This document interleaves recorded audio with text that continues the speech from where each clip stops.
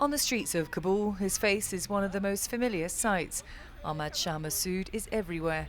On picture postcards, on car windscreens, he even has a roundabout named after him, Massoud Circle. The former leader of the Northern Alliance was assassinated 10 years ago by two members of Al-Qaeda posing as journalists. We were just having the breakfast in London that I got the telephone that something happened, but I did not pay attention because we often heard this sort of news. Massoud had informed the West of the growing threat of Al-Qaeda and the Taliban. Massoud continuously warned them, especially remember that when the ship in Yemen was blown up, and Massoud called me that, haven't they realized yet? 2 days after he was killed, the September 11th attacks happened in the United States, killing almost 3,000 people.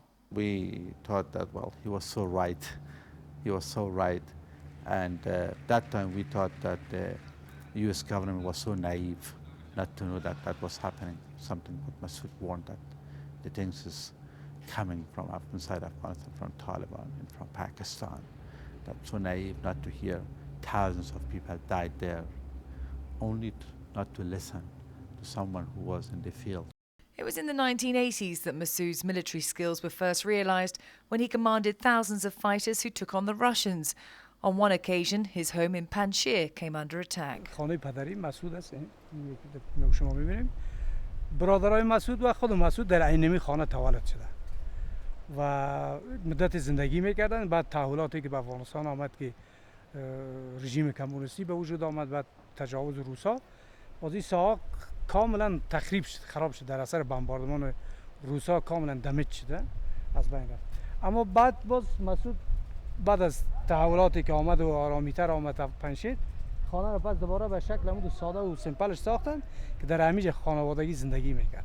Massoud set up a base near his house from where he'd run his operations. The map on the wall he acquired in Kabul, he used it to pinpoint the enemy.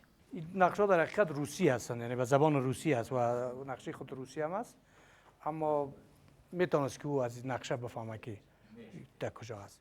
Massoud wasn't a rich man. This was his office, left just how it was the day he died. دیگرها زندگی بسیار مجلل و زینتی داشته باشه. بسیار ساده زندگی کرده و از مردمش بوده، در بین مردمش بوده. Massoud played a key role in defeating the Russians. 7 years later, however, another enemy reared its head, the Taliban. At first, Massoud tried to negotiate peace.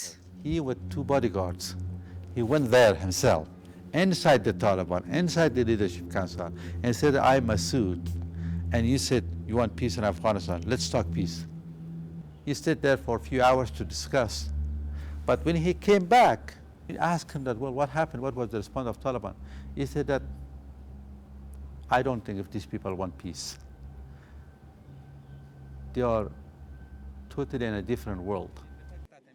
Realising there was to be no compromise with the Taliban, Massoud returned to the north of the country and told his forces to prepare for another battle.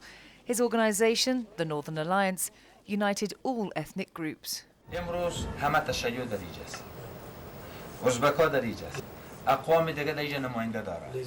افراد روشنی از قندهار داریم، از پکتیا داریم، از جلال آباد داریم، از تمام مناطق پشتون نشین داریم. The Northern Alliance controlled territory in which roughly 30% of the population lived. Massoud remained the only leader who managed to defend his ground from the Taliban, though the fight was bloody. The Taliban tried repeatedly to enter the Panjshir Valley, but they were forced back by Massoud's forces. It's estimated 10,000 of them died trying. روزی گفتیم که جنازه مسعود وقتی دفن میشه، تو روز بیشتر از 100,000 نفر از پنجشیر و ولایات ماحول پنجشیر اشتراک کردند در جنازه و همه سیاه‌پوش بودند. همه در یک ماتم، در یک سوگ و در یک اندوه و در غم بودند و تمام مردم می‌دیدی که در اون روز گریان می‌کرد. 10 years after his death, the legacy of Massoud lives on. His supporters are making sure of that. Behind me here, at the site of his burial, they're building a museum and a library. This site has cost $5 million to build, funded in part by Afghan businessmen and contributions from Norway, Denmark and India. The dome-like structure at the far end houses Massoud's remains.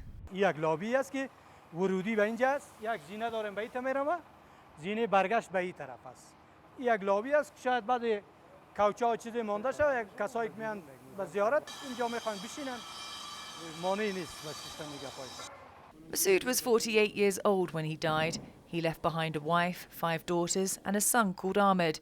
Whatever the outcome of the current war with the Taliban in Afghanistan, if Massoud's son ever found himself in his father's position, he wouldn't be short of supporters. ما کار توکل به خداست. اگر ما که امید ما همی است که احمد جای مسعود بگیره. ما مجاهدینی که هستیم اعتبار سرمون داریم. ما دوباره سلاح برداریم و پشت ما جهاد بکنیم. Mel Preen in Panjshir, Afghanistan for the NATO channel.